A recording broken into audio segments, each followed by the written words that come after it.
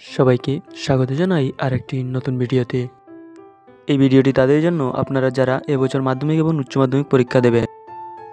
বিষয়টি উঠে এসেছে ত্রিপুরার প্রচলিত একটি দৈনিক পত্রিকায়। বলা হয়েছে যে অ্যাডমিট কার্ড সংক্রান্ত জরুরি বিজ্ঞপ্তি। ত্রিপুরা মধ্যশিক্ষা পর্ষদ পরিচালিত 2025 সালের মাধ্যমিক এবং উচ্চতর মাধ্যমিক, মাদ্রাসা অলিম, মাদ্রাসা ফজিল আর্টস এবং মাদ্রাসা ফাজিল থিওলজি পরীক্ষার্থীদের অ্যাডমিট কার্ড এবং অ্যাটেন্ডেন্স কাম রোল শিট শুধুমাত্র ভেন্যু স্কুলগুলির জন্য আগামী 10 ফেব্রুয়ারি 2025 সকাল 11টা থেকে বিকাল 4টা পর্যন্ত মধ্যশিক্ষা পর্ষদ অফিস থেকে দেওয়া হবে।